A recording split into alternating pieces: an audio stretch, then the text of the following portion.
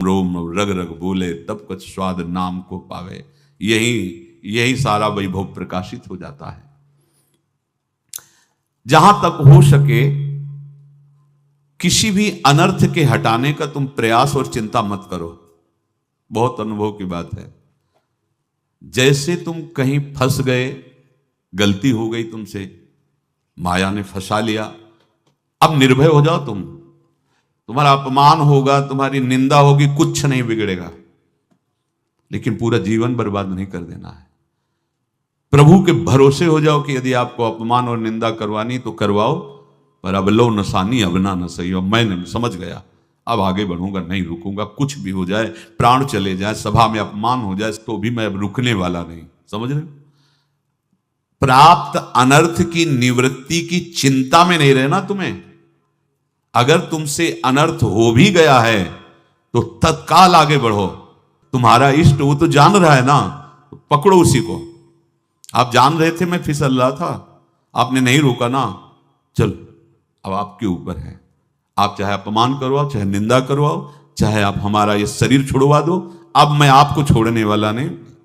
बिल्कुल ये बात पकड़ लेना। ये जीवन में कई बार ऐसे अवसर आते हैं जहां हमारी भक्ति को बाधित करने के लिए माया ऐसे कांटे फैला देती है और हम असमर्थ हो जाते हैं, हम दब जाते हैं। कुछ गड़बड़ नहीं होगा, मृत्यु से ज्यादा कुछ गड़बड़ होने वाला नहीं। जो गड़बड़ हो गया अब दोबारा होगा नहीं, और उसमें हम दबेंगे नहीं, हम उसे क्रॉस करके आगे बढ़ेंगे भगवत मार्ग। कुछ नहीं होगा, विश्वास करना। वो ऐसे फूल जैसा निकाल के तुम्हें अलग कर देंगे। विश्वास रखना, विश्वास रखना। इस बात पर हम जोर दे के कह रहे हैं, नहीं फंस जाओगे, फंस जाओगे। कभी इष्ट गुरु से छुपाओ मत करना कि अगर ये जान गए तो। नहीं, जानो, तुम जानो। क्यों जाने?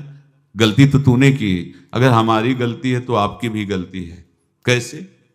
छोटा बालक जब गिरता है, मां दौड़ के उठाने जाती है ना, तो पहला रोष दृष्टि उसकी मां की होती है। अब तो उठा रहे हो, और जब गिरने जा रहे थे तब क्यों दृष्टि नहीं डाली? अगर पकड़ लेती तो गिरता ही क्यों नहीं?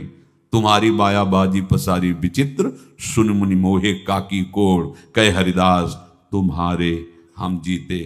तो ये अपने संबंध बल से बात कर रहे हैं। झुकना नहीं, टूटना नहीं। माया का कार्य है झुका देना, रोन देना, और पश्चाताप मत करना। प्राय कहा जाता है प्रायश्चित करो, पश्चाताप। हमारे पास समय नहीं है। राधा राधा राधा सब हो गया, पश्चाताप बढ़ा गए। नहीं तो इसी चिंता में गलती हो गई। गलती हुई तब समय नष्ट हुआ, अब वर्तमान में उसका चिंतन करके नष्ट करो, और आगे के चिंतन की गुंजाइश नहीं रह गई, क्योंकि आप अपने हृदय को इतना गिराते चले जा रहे हो, हृदय का स्तर, कि उत्साह ही नहीं रह जाएगा। यह ऑपरेशन है सीधे भगवत प्राप्ति के लिए। बिल्कुल दृढ़ विश्वास। तुम्हें अब अपनी चिंता नहीं करनी। बैठा लो, हृदय में बैठा लो।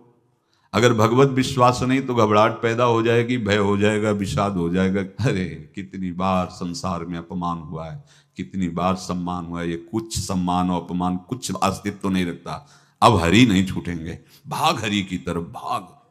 बिल्कुल परवाह न कर, भाग। किसी के फंदे में मत फंस, भाग। ये अंदर की पुकार है, अंदर की बात कह रहा हूं। ये मन बहुत बदमाश है।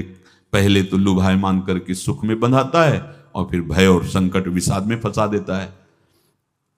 प्रभु का विधान संदेह युक्त नहीं होता। निसंदेह तुम्हारे सामने वो विधान प्रकट होगा जिससे तुम्हारा परम मंगल हो जाएगा, परम मंगल हो जाएगा। डरना नहीं। बताया नहीं तो एक बार प्रेम भगत की बात। तो हमारे पास प्रेम जी आते थे, बहुत नाम जापक थे, श्री हरिवंश श्री हरिवंश। तो उनसे पूछा आपकी ऐसी नाम निष्ठा कैसे आई? तो उनका गलती से नाम निष्ठा कैसे आती है? तो वो किसी पद के अधिकारी थे जिसमें किसी कानून के विरुद्ध उसमें दस्तखत कर देने से करोड़ों रुपया उनको प्राप्त होना था। तो रात्रि में ऑफिस में बुलवा के उन्होंने वो गलती कर दी दस्तखत की। बड़े अधिकारी थे, और वो उनको पता नहीं था कि वो षड्यंत्र है, और पहले से कैमरा रख दिया गया था। पूरा वीडियो लेते देते, बातचीत करते, दस्तखत करते, सब प्रमाण। तो सुबह जो उनकी आरती उतारी गई समाज में, तो बस घर वाले भी उनसे, कि जैसे पुत्र थे पत्नी कि पिताजी पापा आपसे ऐसी आशा थी, मार दिया हम सब लोगों को आपने। कब हम लोगों ने धन की मांग की आपसे, आप इस अवस्था में ऐसा कर। तो घर से ये वचन और बाहर तो सब उपहास उनका, और उन्होंने निश्चय किया अब रात्रि में आत्महत्या कर लेंगे। कर्म बड़ा विचित्र होता है। पर वो वृंदावन पहले से आते थे और हरिवंश उपासकों से मिलते रहते थे, गुरुदेव भगवान से भी उनका परिचय था। गलती किसी से भी हो सकती, चूक है, यही तो है ना, कंचन कामिनी कीर्ति, कहीं भी लुभायमान। शायद उनके मन में लगा होगा कि दस्तखत कर लेंगे और मिल जाएगा, वृंदावन वास करेंगे, झंझट छूट जाएगी, कुछ ना कुछ ऐसा आया होगा, क्योंकि वो अधार्मिक प्रवृत्ति के नहीं थे, पर क्रिया तो हो गई ना, वो षड्यंत्र था वो। उन्होंने सोचा रात्रि में अब हम प्राण त्याग देंगे। तो धाम आना और रसिकों के संग के प्रभाव से एक दिव्यता प्रकट हुई। वो सबके सामने सोने का नाटक करके लेट गए, तो परिवार वालों, नजर तो सबकी थी कि विकसित हैं, परिवार वालों को लगा सो गए। तो रात्रि जब सोए थोड़ा ऐसे, तो वास्तविक नींद आ गई और स्वप्न में देखा कि कोई उनसे कह रहा, देखो तुम्हारे सिरहाने सेवक वाणी रखी है, इसको पकड़ो, मरने की जरूरत नहीं, सब ठीक हो जाएगा। जगह तो सेवक वाणी सिरहाने रखी हुई थी, जैसे एक भक्त को तुलसी दल नामक ग्रंथ सिरहाने रखा।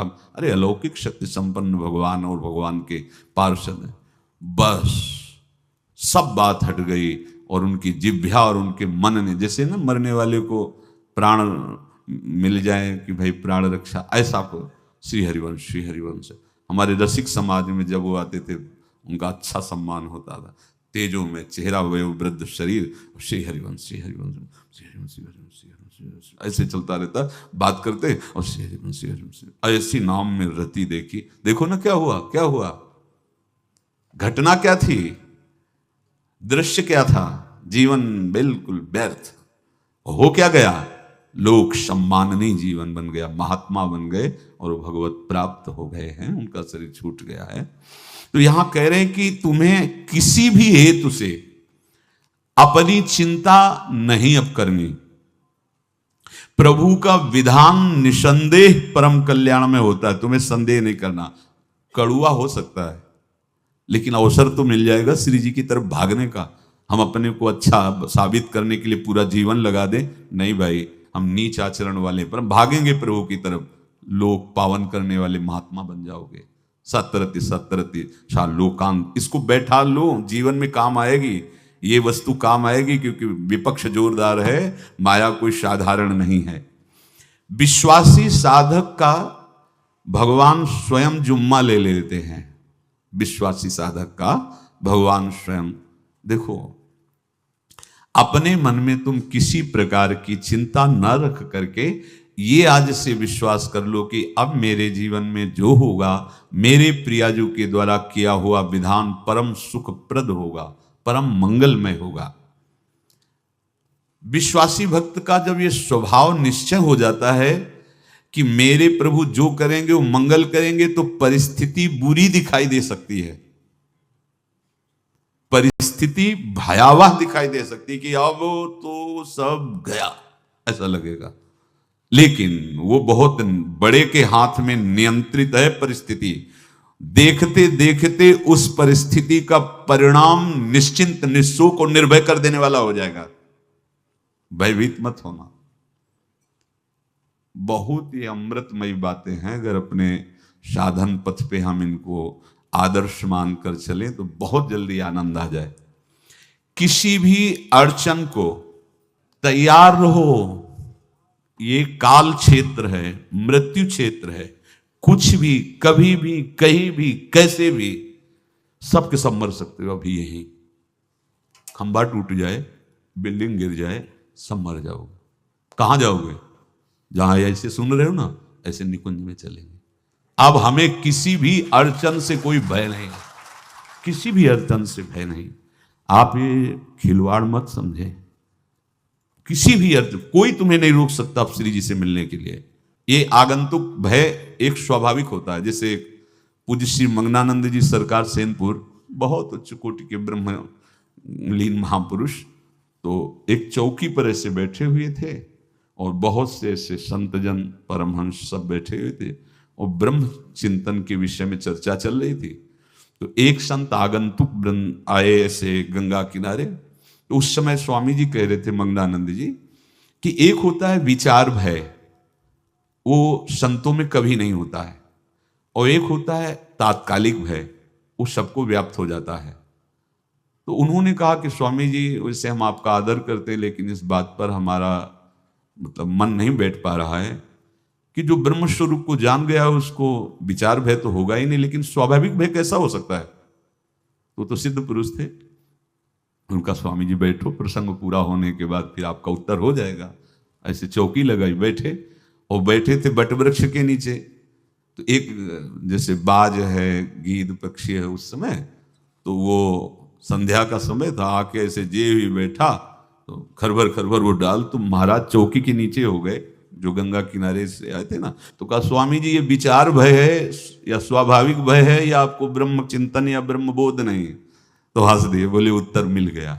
ये स्वाभाविक, जैसे अभी बंदर चीख दे तो सब घबरा जाओगे ना, विचार भय नहीं है ये आगंतुक स्वाभाविक भय। भय विचार भय कि अब जो है ऐसा होगा, ऐसा हो सकता है, नहीं नहीं, वही प्रसंग चल रहा है। भगवान प्रमाण देते चले जा रहे हैं। देखो, कोई भी भय, कोई भी अड़चन अब तुम्हारा अमंगल नहीं कर सकती, पक्का मान लीजिए, डरो मत। देखो, इसमें इसीलिए प्राणों की बाजी लगा के, अब हमारे प्राण नहीं हैं, हमारे प्राण प्राणनाथ को समर्पित हैं। मेरे प्राणनाथ श्री श्यामा, तो क्यों भय करें? तो हम ये सब कर किसके लिए रहे? श्यामा जी के पास पहुंचने के लिए। श्यामा जी के पास पहुंच गए, हमें श्यामा जी के पास जाना है। ये बिल्कुल छोटी मोटी बातें, अंदर ये जो सांसारिकता है, इसका त्याग करो। आप इस बात को समझो। गुरु गोविंद सिंह, लाखों की समाज बैठी हुई थी, उन्होंने कहा कि अगर तुम आजादी चाहते हो तो तुम्हें अपने प्राण देने पड़ेंगे। हमें खड़ा हो कोई व्यक्ति जो अपने प्राण देना चाहता है, मैं उसे आजादी, आजादी दो प्रकार की, एक प्राकृतिक आजादी और एक दिव्य आजादी, दोनों देने में समर्थ थे गुरु गोविंद सिंह। हाँ, ये सिखों के आचार्य हैं, बहुत ही अध्यात्म बल और शारीरिक बल से भी पुष्ट।